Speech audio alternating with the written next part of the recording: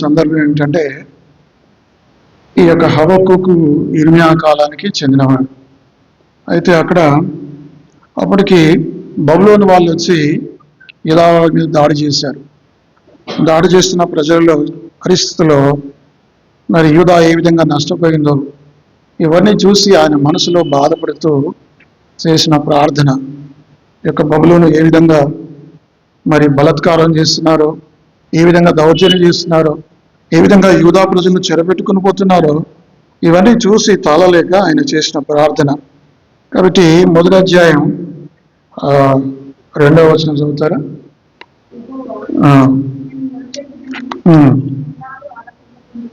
నేను మొరపెట్టినను ఎన్నాళ్ళు నీవు ఆలకింపక ఉండవు, బలాత్కారము జరుగుతున్నదని.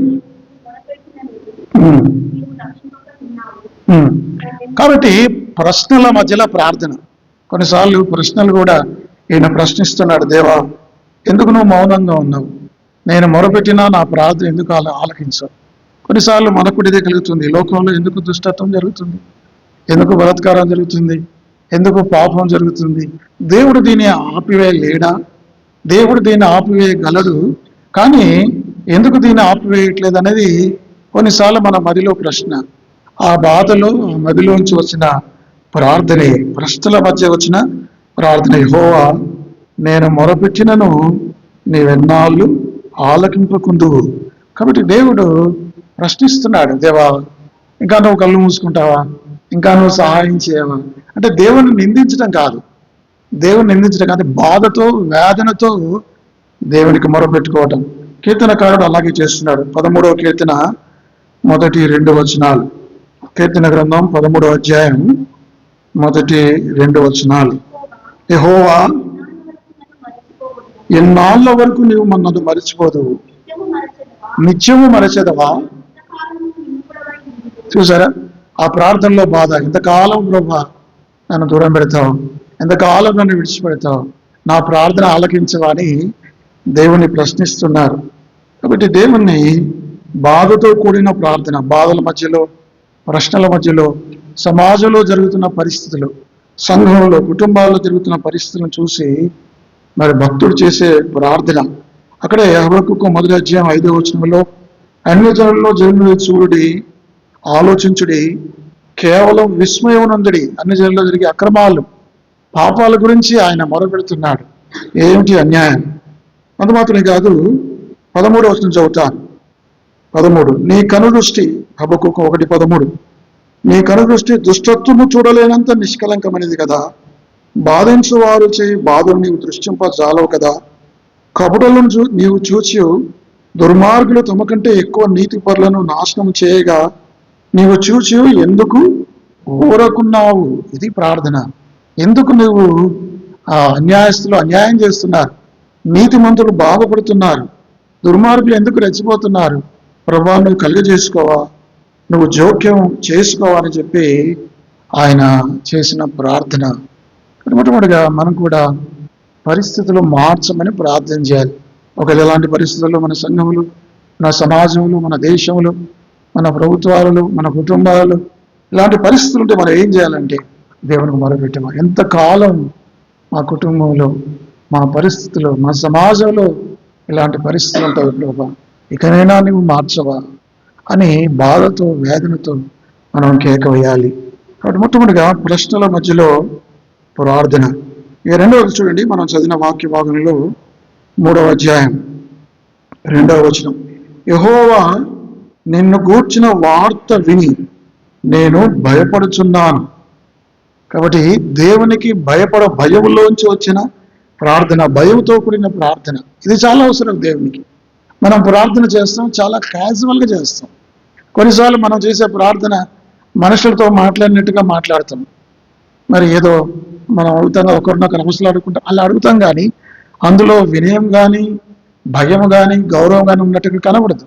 దేవునికి చేసే ప్రార్థన ఎలా ఉందంటే భయముతో కూడిన ప్రార్థన. మన జీవితం కూడా భయభక్తులు కలిగి ఉండాలి. అమర చదువు ద్వితీయోపదేశకాండం, అక్కడ ఒక మంచి మాట ఉంటుంది, 10వ అధ్యాయం 12వ వచనం. ద్వితీయోపదేశకాండం 10వ అధ్యాయం 12వ వచనం. కాబట్టి ఇజ్రాయేలు భయపడి నడుచుచు ఆయన ప్రేమించి, కాబట్టి ఆయనకు అన్ని విషయాల్లో మనం భయపడాలి. దేవునికి భయపడడం నేర్చుకోవాలి. అర్థమైందండి? మనం దేవునికి భయపడాలి. ఇక్కడ భక్తుడు ఆయన దేవుని చూశాడు, దేవుని మహిమను చూశాడు, దేవుని దర్శనాన్ని చూశాడు. ఎంత భయపడ్డాడు. ఉదాహరణకి ఇప్పుడు మనం ప్రార్థన చేస్తాం. ఒకవేళ దేవుడు మహిమ రూపంగా ఇక్కడ మన మధ్యలో ప్రత్యక్షమయ్యాడు అనుకోండి. ఇప్పుడు దేవుడు మన ఎదురుగా, అందరి ఎదురుగా ఇట్లా వచ్చి నేను నిలబడ్డ వచ్చి దేవుడు మహిమ స్వరూపాన్ని మనకు కనబరుచుకుంటే మన మాటలు ఎలాగ ఉంటాయి? ఎలా ఉంటాయి? సాదాసీదంగా ఉంటాయి? ఎలా ఉంటాయి? ఎంత భయం ఉంటుంది. హెబ్రీయులకు రాసిన పత్రిక ఎంత భయపడ్డాడు మోషే. హెబ్రీయులకు రాసిన పత్రిక 12వ అధ్యాయం 21వ వచనం.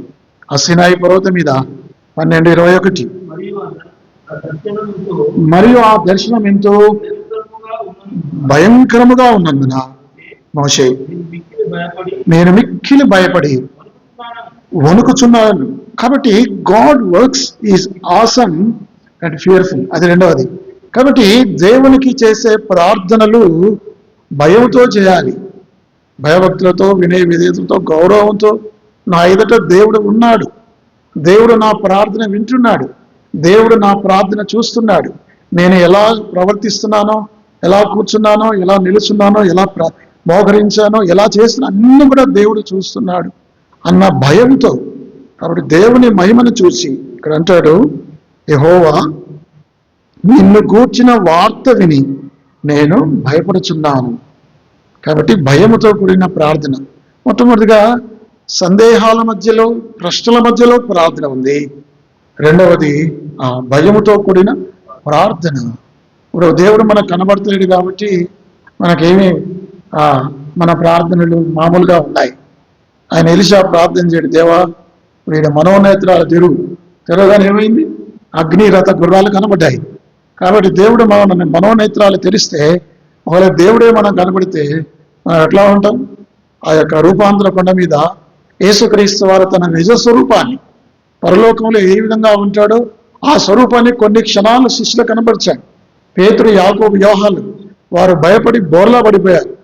అర్థమైందండి?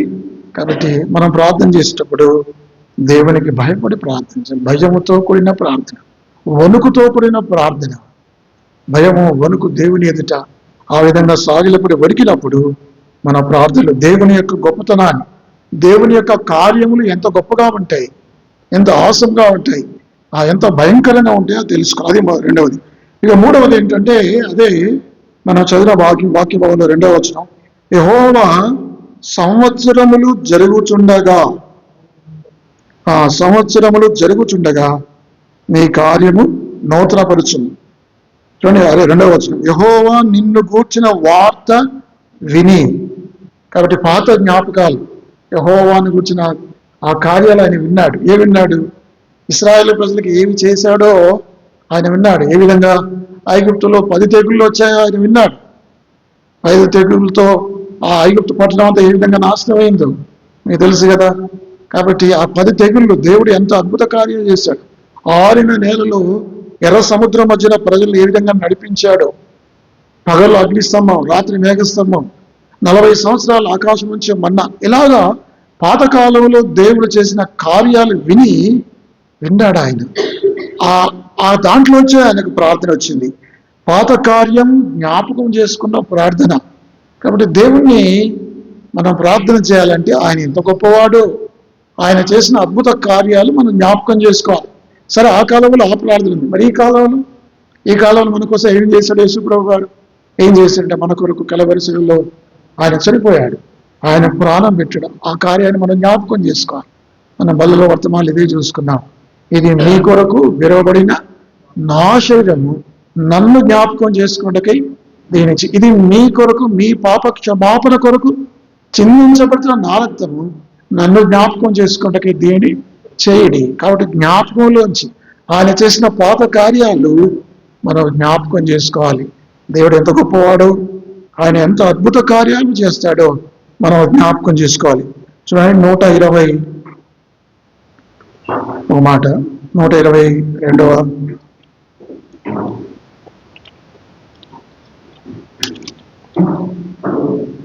అయ్యా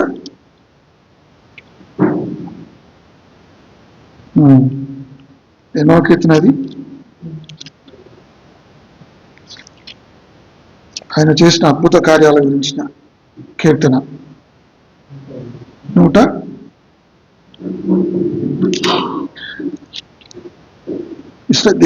దేవుని ప్రజలకు చేసిన అద్భుతమైన కీర్తన. సరే, కాబట్టి పాతకాలంలో ఆయన చేసిన అద్భుతాలు మనకు ప్రార్థన సరిగ్గా రావాలంటే, హృదయపూర్వకంగా మనం చేయాలంటే, దేవుడు నీ కొరకు ఏం చేశాడు ఎన్నో చెప్పుకోవచ్చు. దేవుడు నిన్ను ఎలా రక్షించాడో, ఒకనాడు నీ జీవితం ఎలా ఉండేది, ఇప్పుడు ఎలా మారింది, దేవుడు నా పక్షంగా చేసిన అద్భుత కార్యాలు 2025 వరకు, పుట్టినప్పటి నుంచి గత సంవత్సరం నా జీవితంలో చేసిన జ్ఞాపకాలు నేను మర్చిపోకుండా అవి జ్ఞాపకం చేసుకోవాలి. ఏ విధంగా నన్ను రక్షించాడో, ఏ విధంగా నా జీవితాన్ని బాగు చేశాడు, ఏ విధంగా మన కుటుంబాన్ని బాగు చేశాడు, ఏ విధంగా మన సంఘాన్ని బాగు చేశాడు, మన మధ్యలో ఆయన చేసిన అద్భుత కార్యాలు కదా, అవి జ్ఞాపకం చేసుకోవాలి. కాబట్టి మూడవది ఆయన చేసిన ప్రార్థన ఏమిటంటే, పాత కార్యం జ్ఞాపకం చేసుకున్న ప్రార్థన. కీర్తనకారుడు 77వ కీర్తన 11వ వచనం. కీర్తనకు రిమెంబరింగ్ గాడ్స్ పాస్ట్ వర్క్స్ అంటారు దీన్ని కదా. చదవండి 77వ అధ్యాయం 11వ వచనం. యెహోవా చేసిన కార్యములను, పూర్వము జరిగిన నీ ఆశ్చర్య కార్యములను నేను మనస్సునకు తెచ్చుకొందును. అది ఆ వచనం 77:11. ఆ బలసను యెహోవా చేసిన కార్యములను, పూర్వము జరిగిన ఈ ఆశ్చర్య కార్యములను. చూడండి, పాత నిబంధనంతా కూడా అద్భుతాలే, ప్రతి పుస్తకంలో అద్భుతాలే, చరిత్ర అంతా అద్భుతాలు. దేవుడు తన అద్భుతాలతో చరిత్ర నింపాడు. మనం ఏం ప్రార్థన చేయాలంటే, పాత కార్యాలు జ్ఞాపకం చేసుకుంటూ దేవుని మహిమపరచాలి, ఆయనను ప్రార్థించాలి. కాబట్టి ఇక్కడ రాయబడిన మాట 3వ అధ్యాయం 2వ వచనం. యెహోవా నిన్ను గూర్చిన వార్త విని ఆయన చేసిన అద్భుత కార్యాలు విన్నాడు. కాబట్టి ఆ పాత కార్యాలు జ్ఞాపకం చేసుకున్నాడు. తర్వాత 4వ విషయం ఏంటంటే, అదే హబక్కు గ్రంథం 3వ అధ్యాయం 2వ వచనం. యెహోవా నిన్ను కూర్చున్న వార్త విని నేను భయపడుచున్నాను. యెహోవా సంవత్సరములు జరుగుచుండగా, ఈ సంవత్సరములు జరుగుచుండగా అంటే అర్థం ఏంటంటే, దీని అర్థం నేను చెప్తాను ఏంటంటే, ఇన్ని సంవత్సరాలు గడిచిపోతున్నాయి ప్రభువా, నా ప్రార్థన ఆలకించవా, నా ప్రార్థన ఆలకించవా, నా జీవితాన్ని మార్చలేవా, నా కుటుంబాన్ని మార్చలేవా. ఎన్నోసార్లు మొరపెట్టుకున్నాను, ఎన్నోసార్లు. చదవండి ఆ మాట. మరి లూకాసు వార్త 18వ అధ్యాయం 7-8 వచనాలు. ఎంతో కాలం నుంచి భక్తుడు మొరపెడుతున్నాడు. మొరపెట్టినప్పటికీ దేవుడు తాను ఏర్పరచుకున్న వారు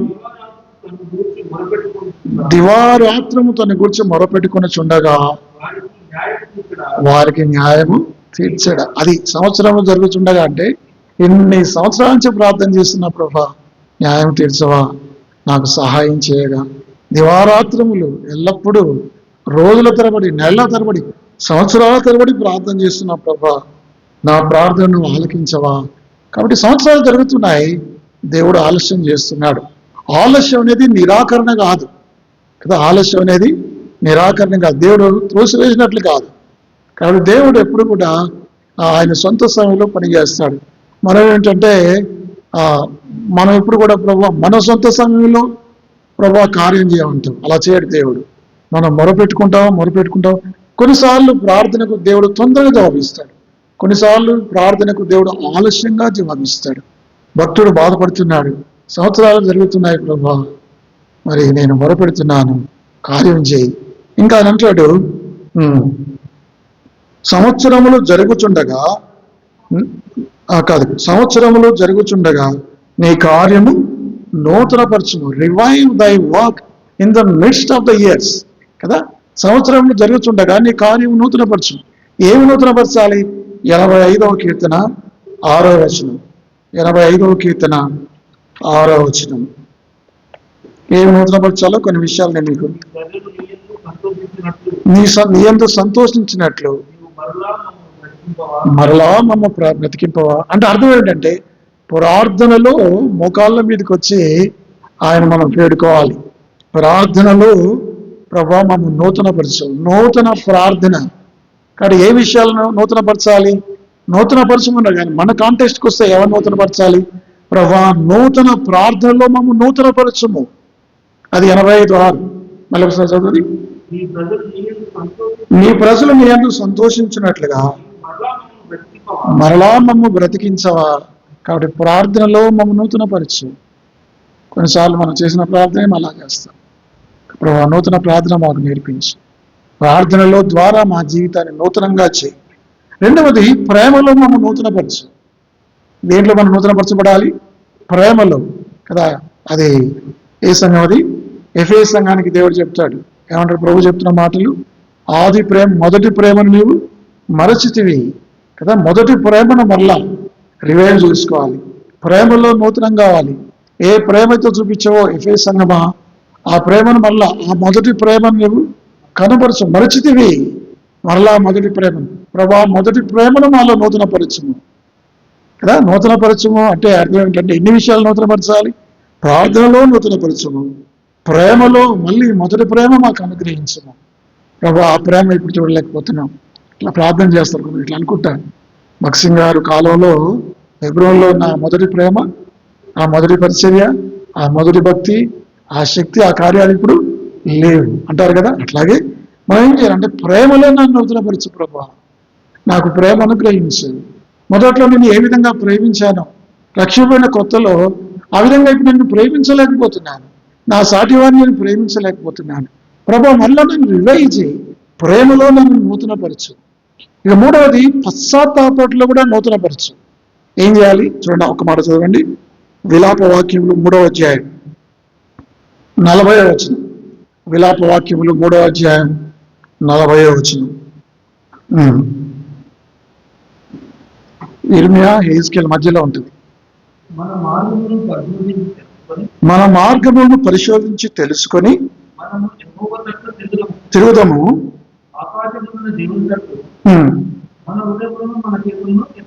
ఎత్తుకుందాము. తిరుగుబాటు చేసిన వారము, ద్రోహులము. కన్నీళ్ళు అనే మాట లేదా? 3వ అధ్యాయం 40వ వచనం లేదా అక్కడ? 40 కన్నీళ్ళు అనే మాట. నా కన్నీళ్ళు ఎడదగక కారుచున్నది. కాబట్టి ప్రభా మాకు మరలా పశ్చాత్తాపంలో కూడా కొన్నిసార్లు మన పశ్చాత్తాపం ఎలా అయిపోయిందంటే క్యాజువల్గా అయిపోయింది. ఏదైనా మనం పొరపాటు చేస్తాం, ఏదైనా తప్పు చేస్తాం, ఏదైనా పాపం చేస్తాం, ఏమైనా ప్రార్థన చేస్తాం దేవునికి, ప్రభా నా పాపాలు క్షమించు, నీ రక్తంలో కడుగు. ఎలా ఉంది ప్రార్థన? యథాలోపంగా. ఇందులో పశ్చాత్తాప ప్రార్థన కానీ ఇందులో లోతైన భావన, ఆ పాపంతో కూడిన భావన లేదు. ఇది మీకు దీనికి అర్థం కావాలంటే నేను మీకు చెప్తాను. చూడండి, మత్తయి సువార్త 28వ అధ్యాయం. అక్కడ ఒక ఆయన ప్రార్థన చేశాడు. మత్తయి సువార్త 28. పశ్చాత్తాపమే, కానీ అందులో నిజమైన పశ్చాత్తాపం లేదు. మత్తయి సువార్త 20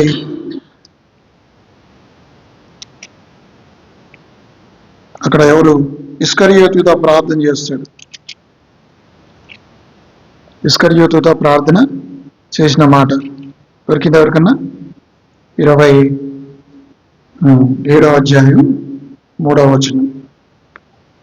అప్పుడు ఆయనను అప్పగించిన యూదా ఆయనకు శిక్ష విధింపబడగా చూచి పశ్చాత్తాపడి ఆ 30 వెండి నాణములు ప్రధాన యాజకుల యొద్దకును పెద్దల యొద్దకును మరలా తెచ్చి, నేను నిరపరాధ రక్తమును అప్పగించి పాపము చేస్త్రీ. చూడండి ఎంత మంచిగా అనిపిస్తున్నాయి పదాలు. ఆయన పశ్చాత్తాపం నిజమై నిరపరాధ అంటే ఏ పాపము లేడు, యేసులో పాపము లేదని ఆయన నిరపరాధను ఒప్పుకుంటున్నాడు. నేను పాపము చేస్తుందని ఒప్పుకున్నాడు. ఆయన పశ్చాత్తాపడ్డట్లుగా ఉంది. కానీ క్షమాపణ పొందాడు ఆయన? లేదు, క్షమాపణ లేదు. అంటే ఇది క్యాజువల్. మరి ఇంకో ఆయన అదే ప్రార్థన ఇంకో ఆయన చేశాడు. ఏమని ప్రార్థన చేశాడు చూడండి. అదే మత్తయి సువార్త 26వ అధ్యాయం 75వ వచనం. మునుపు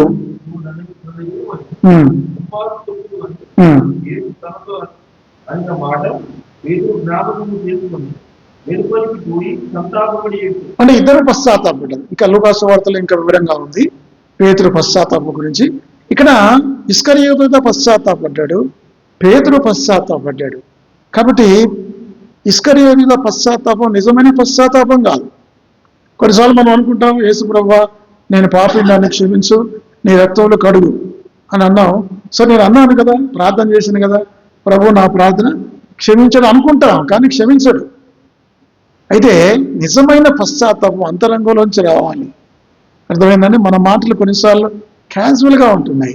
క్యాజువల్గా అంటే ఏదో ఏడుస్తూ దుఃఖపడుతూ కన్నీరు కాడుస్తూ విలపి అది కాదు. అంటే యథార్థమైన హృదయ గుండె లోతుల్లోంచి వచ్చిన పశ్చాత్తాపం. కాబట్టి భక్తుడు అదే అంటున్నాడు, ఆ పశ్చాత్తాపంలో నూతనపరచు. ఒకటి ప్రార్థనలో నూతనపరచు, ఆ రెండవది ప్రేమలో నూతనపరచు, మూడవది పశ్చాత్తాపంలో కూడా ప్రభా పశ్చాత్తాపంలో నన్ను నూతనపరచు అని ప్రార్థన చేయాలి. ఇక నాలుగవది ఏ విషయాల్లో నూతనపరచు? ప్రభా సంవత్సరం జరుగుతుండగా నీ కార్యం నూతనపరచు. ఏ విషయాలు ఆయన మనల్ని నూతనపరుస్తాడంటే, ప్రభా నా సాక్ష్యంలో కూడా నూతనపరచు కదా. ఇప్పుడు యేసుప్రభు అంటాడు, మీరు లోకమునకు వెలుగై ఉన్నారు. అదే యేసుప్రభు అంటాడు, మీ దీపము మంచం క్రింద కుంచం క్రింద పెట్టకుడి. ఇప్పుడు ఇది మనం ఇప్పుడు ఆ ప్రార్థన చేయాలి. ప్రభా నేను వెలిగించబడ్డాను నిజమే, కానీ నా వెలుగు ఏమైంది? ఇక్కడ నా వెలుగు మసకబారింది. చిన్నప్పుడు నేను నా డ్యూటీ ఏంటంటే సాయంత్రం కాగానే మా ఇంట్లో ఈ కందిని గుడ్డలు తుడవాలి. కిరోసిన్ బత్తులు ఒత్తులు ఉంటాయి కదా. మా ఇంట్లో 14 సంవత్సరాలు నా వయసు వరకు కరెంట్ లేదు. ప్రతిరోజు రాత్రి నా డ్యూటీ సాయంకాలం కాగానే ఆ ఒత్తులు వెలిగించాలి, దీపం తుడవాలి. కొన్నిసార్లు ఆ అద్దం దాన్ని సరిగ్గా నేను తుడవకపోయేది. నీళ్ళు వేసి శుభ్రంగా కడగకపోతే అది వెలిగేది కానీ అంత మసకుండేది. ఆ వెలుతురు సరిగ్గా కనపడకపోయేది. అక్కడ వెలుగులో కూడా నీడబడేది, నేను గమనించాను. అట్లా మన జీవితం, మన వెలుగు ఏమైంది? మన వెలుగు ఇప్పుడు ఏమైంది? మసకబారింది. ఆ వెలుగును దేవుడు వెలిగించిన మనం ఎక్కడున్నాం? ఇప్పుడు ఎక్కడ దాచుకున్నాం? మనం మంచం క్రింద కొంచెం క్రింద మళ్ళీ దాచిపెట్టుకున్నాం. ఇప్పుడు మనం ప్రార్థన చేయాలి, ప్రభా ఈ సంవత్సరం 2026లో నా సాక్ష్యం నేను లోకానికి బహిర్గతం చేస్తాను, నా సాక్ష్యాన్ని నూతనపరచు ప్రభువా అని ప్రార్థన చేయాలి. నా సాక్ష్యాన్ని, నా జీవితాన్ని వెలుగుగా చేయి ప్రభువా. ప్రభా నాలో చీకటి ఉంది, నా వెలుగు చీకటైంది ప్రభా, చీకటిగా మారిపోయింది, మసకబారిన జీవితం. ప్రభా నా జీవితాన్ని వెలిగించు, నన్ను వెలుగులో నన్ను నూతనపరచు. అదే సాక్ష్యంలో నూతనత్వం అనుగ్రహించు. అంత మాత్రమే కదా, ఇంకా ఏ విషయంలో ఆయన నూతనపరచాలి? పరిశుద్ధతలో నూతనపరచు. కీర్తన గ్రంథం 51:10. కీర్తన గ్రంథం 51:10. దేవా నా యందు శుద్ధ హృదయమును కలగజేయుము, నా అంతరంగములో స్థిరమైన మనస్సును నూతనంగా పుట్టించు. అంటే అర్థమేం తెలుసా ఇక్కడ మీకు? అంటే శుద్ధ హృదయం ముందు ఉండే, ఏది దావీదుకు ముందు ఏముంది? శుద్ధ హృదయం ఉంది. పాపం చేయటం వల్ల ఆ శుద్ధ హృదయం పోయింది, ఆ పరిశుద్ధత పోయింది. అర్థమైందా? అంతకుముందు స్థిరమైన మనస్సు ఉండే, పాపం చేయటం వల్ల అది పోయింది. ఇప్పుడు మళ్ళా ప్రార్థన చేస్తున్నాడు, ప్రభువా నా అంతరంగ ముందు ఆ స్థిరమైన మనస్సు పుట్టించును. దేవా నాకు శుద్ధ హృదయము కలగజేయ. మనం ప్రార్థన చేయాలి, పరిశుద్ధతలో నన్ను నూతనపరచు. ప్రభా ఒకప్పుడు నేను పరిశుద్ధంగా జీవించాను, పవిత్రంగా జీవించిన ఆరంభ దినాల్లో, కానీ కాలక్రమేణా నేను కూడా లోకంలో కలిసిపోయాను, రాజీ పడ్డాను. ప్రభా మరలా నన్ను పవిత్రపరచవా, మరలా నన్ను పరిశుద్ధపరచవా. నా అతిక్రమంలో జీవితాన్ని విడిచిపెట్టారు ప్రభా. నాకు ఈ పాపంలో నాకు సంతోషం లేదు, ఈ అపవిత్రతలో నాకు సంతోషం లేదు, మరలా నన్ను పరిశుద్ధత కలుగజేయి. కాబట్టి ఒకటి ప్రార్థనలో నూతనపరచు, రెండవది ప్రేమలో నూతనపరచు, మూడవది పశ్చాత్తాపంలో నూతనపరచు, నాలుగవది పరిశుద్ధతలో నూతనపరచు, ఐదవది పిలుపులో నూతనపరచు. దేవుడు నన్ను ఏ విధంగా పిలిచాడో మరి మనం అందరం పిలువబడిన వారే. నేను సేవకంగా పిలవడవచ్చు, నువ్వు సంఘపతగా పిలవడవచ్చు, నువ్వు సాక్షి చెప్పేవాడుగా పిలవడవచ్చు, అయితే నువ్వు పరిచారకుడిగా పిలవడవచ్చు, సండే స్కూల్ టీచర్గా పిలవడవచ్చు. దేవుడు ఒక్కొక్కరికి ఒక్కొక్క తలాంతి ఇచ్చాడు, ఒక్కొక్క పిలుపు ఇచ్చాడు. మనం ఆ పిలుపును గుర్తెరిగి ఆ పిలుపును మర్చిపోతాం కొన్నిసార్లు. దేవుని పిలుపు ఎలాంటిది? అది మొట్టమొదటిగా ఆ పరలోక సంబంధమైన పిలుపు కదా, హెవెన్లీ కాలింగ్. రెండవది పరిశుద్ధమైన పిలుపు, హోలీ కాలింగ్. తిమోతి పత్రికలో ఉంటుంది. పరిశుద్ధమైన పిలుపుతో ఆయన పిలిచాను. మూడవది ఉన్నతమైన పిలుపు, హై కాలింగ్. ప్రభా, నీ పిలుపు నేను మర్చిపోయాను. నీవెందుకు పిలిచావో, నన్ను రక్షించిన ఉద్దేశాన్ని నేను మర్చిపోయాను. నన్ను రక్షించి నా ద్వారా నువ్వు ఏం చేయాలనుకుంటున్నావో అది నాకు తెలియపరిచావు, కానీ నేను ఆ పిలుపును విడిచిపెట్టాను. ప్రభా, మరలా నా పిలుపును నాకు జ్ఞాపకం చేసి నన్ను రివైవ్ చేయి. నా ఉద్దేశాన్ని, నీవు నన్ను ఎంచుకున్న ఉద్దేశాన్ని ప్రభా నేను నెరవేరుస్తాను. నీ పిలుపును కదా, పిలుపులో నూతన పరచడం. రోమా 11:29 చూస్తావా? రోమా 11:29 వచనం. రోమా 11:29. ఏలైనగా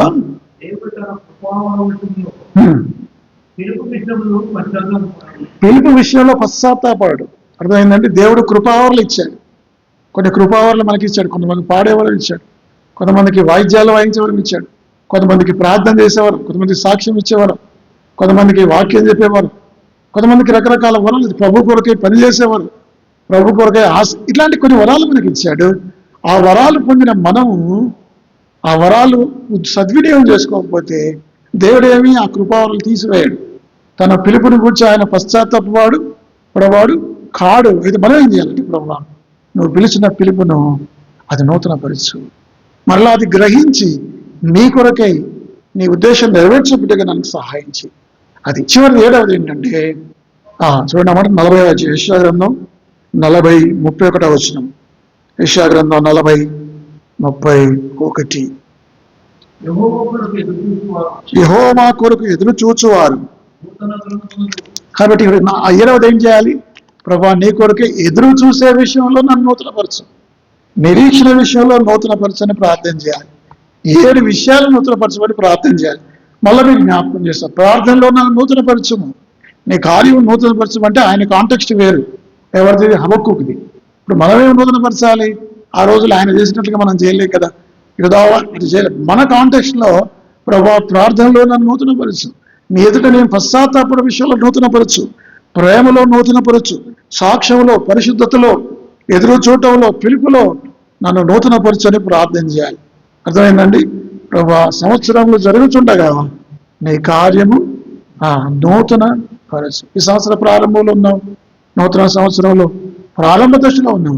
ప్రభా, ఈ సంవత్సరంలో నీ ఈ విషయాలన్నీ కూడా 7 విషయాలుగా నన్ను నూతనపరచని ప్రార్థన చేద్దాం కదా. అదే కదా మరి కీర్తన గ్రంథం 85 చదివాను. పునరుజ్జీవం, రివైవల్ కోసం మనం ప్రార్థన చేయాలి. తర్వాత ఇంకా ఆయన అంటాడు, హబక్కూకు చేసిన ప్రార్థన చూడండి, 3వ అధ్యాయం 2వ వచనం. సంవత్సరములు జరుగుచుండగా దానిని తెలియచేయము, కోపించుచునే వాత్సల్యమును జ్ఞాపకము తెచ్చుకొనము. అంటే అర్థం ఏంటంటే, ఇక్కడ ప్రభా, మేము పాపం చేశాం, మా ప్రజలు యూదావారు పాపం చేశారు, ఇప్పటికైనా వాళ్ళకి శిక్ష ఏం శిక్ష విధించే వాళ్ళకి? ఏం శిక్ష విధించే వాళ్ళకి? బబులోను, నెబుకద్నెజరు ఆ సైన్యాన్ని మా దేశం మీద దండెత్తారు, ప్రజలను కొనిపోతున్నారు. ప్రభా, మరి ఇప్పటికి కూడా ఈ కోపంలో నీ కోపం తీవ్రమైంది మా పాపాలను బట్టి, మా ప్రజల పాపాలను బట్టి నీ కోపం అధికంగా నాకు తెలుసు, కానీ నువ్వు కోపించునే నీ వాత్సల్యం చూపించు, నీ దయను చూపించు. ఎక్కడున్నా వచ్చిన కీర్తన నిర్గమకాండం 34వ అధ్యాయం 6-7 దేవుని యొక్క దయా, కృప, కనికరం ఎంత గొప్పదో ఆ మాటలు ఉన్నాయి. నిర్గమ 34:6-7. Mercy in the midst of wrath. చదువు. అతని ఎదుట వెలుచు యెహోవా కనికరము, దయా, దీర్ఘశాంతము,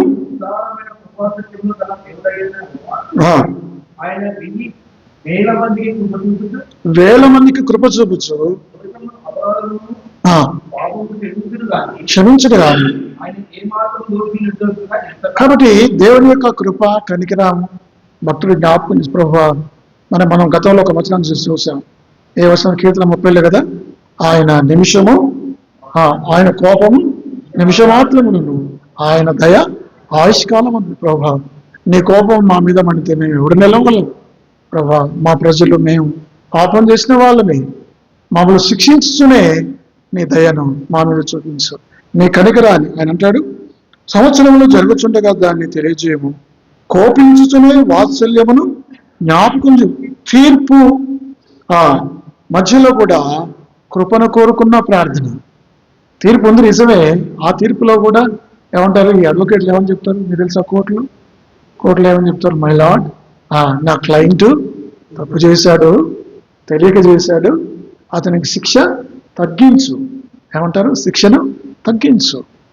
తీవ్రమైన కోపం జడ్జికుంటే ఏం చేస్తాడు? ఉరిశిక్ష వేస్తాడు, లేకపోతే యావజ్జీవకాల శిక్ష వేస్తాడు.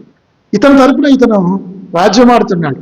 ఇతను అయ్యా దయ చూపించు, ఏదో తెలియక చేశాడు, పొరపాటు చేశాడు, అతని శిక్ష తగ్గించు అంటే మరి కోపించుచునే నీ వాత్సల్యం. కాబట్టి కృపలో శిక్షలో కూడా మాకు జ్ఞాపకం చేసుకుని ఆయన నీ కృపను మాకు అనుగ్రహించు. అది ఇక చివరికి 7వ ప్రార్థన ఏంటంటే చదవడము హబక్కు గ్రంథం 3వ అధ్యాయం 17-18 వచనం.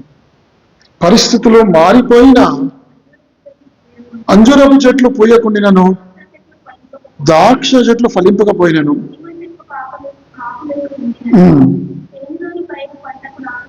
రాకపోయినను లేకపోయినను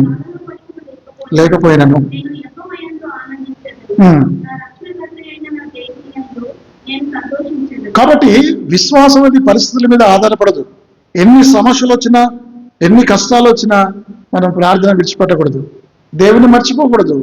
కష్టాల్లో, సమస్యల్లో, పేదరికంలో, ఇబ్బందుల్లో కూడా ఒక ఆయన ఒక్క ప్రార్థన చేశాడు. ఒక మాట చదువుదాం. యోబు గ్రంథం ఒక మాట చదవండి. యోబు గ్రంథం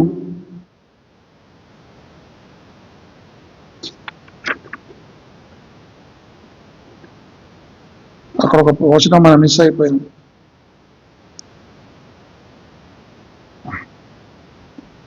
పరిస్థితులు మారిపోయి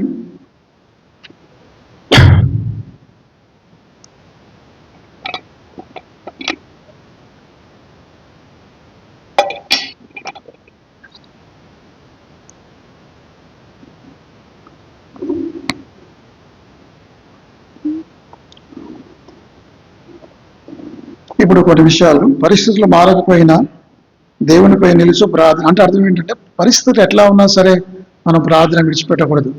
కొన్నిసార్లు మనం అన్ని మంచుకున్నప్పుడే ప్రార్థన చేయటం కాదు. ఇక్కడ ఆయన ప్రార్థన చేశాడు. ఎవరు? హబక్కుకు చేసిన ప్రార్థన. ఏమి లేకపోయినా, అంజూరపు చెట్లు పూయకుండిన, ద్రాక్ష తోటలు ఫలింపకపోయినా, ఒలివ చెట్లు కాపు లేకుండా చెవిలో. కాబట్టి ఇది మనం ప్రార్థన చేయాలి. పరిస్థితులు మారకపోయినా దేవునిపై నిలిచే ప్రార్థన, విశ్వాసం ప్రార్థన పరిస్థితులపై ఆధారపడ్డాడు. కాబట్టి మనం క్లుప్తంగా మనం ప్రార్థన చేద్దాం. ప్రశ్నల మధ్యలో ప్రార్థన మొదటి ప్రార్థన. రెండవది భయంతో కూడిన ప్రార్థన. గమనించండి ఏమాట? భయంతో కూడిన 7 ప్రార్థనల గురించి నేను మీకు చెప్పి ముగిస్తాను, ఇంకెక్కువ పొడిగించను. మొదటిగా మనం ఎలా ప్రార్థన చేయాలి? ప్రశ్నల మధ్యలో ప్రార్థన. రెండవది భయంతో కూడిన ప్రార్థన. మూడవది పాతకార్యం జ్ఞాపకం చేసుకున్న ప్రార్థన. పాతకాలంలో దేవుడు ఎలాంటి అద్భుతాలు చేశాడో పాత నిబంధనలు మామూలు అవి జ్ఞాపకం చేసుకోవాలి. తర్వాత 4వది ఆలస్యాన్ని ఒప్పుకున్న ప్రార్థన. ప్రభా, ఎందుకయ్యా నువ్వు ఆలస్యం చేస్తావు? ఎందుకు మమ్మల్ని విడిచిపెట్టవా?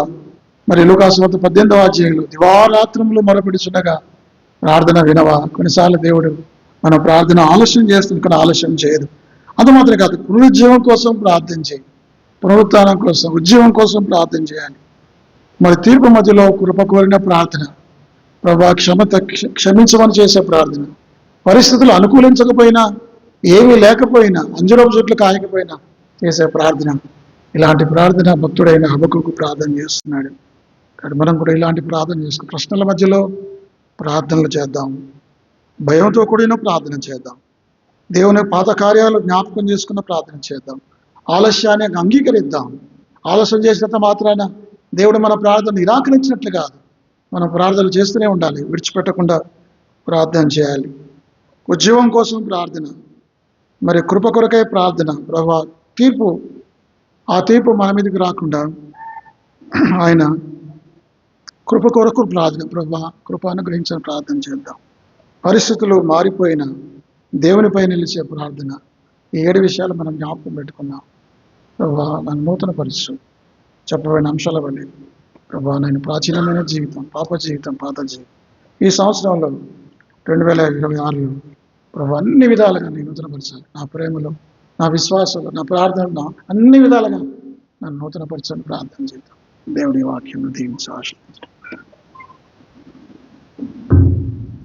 ప్రార్థనాంశాలు రేపు గురువారం రేపు సాయంకాలం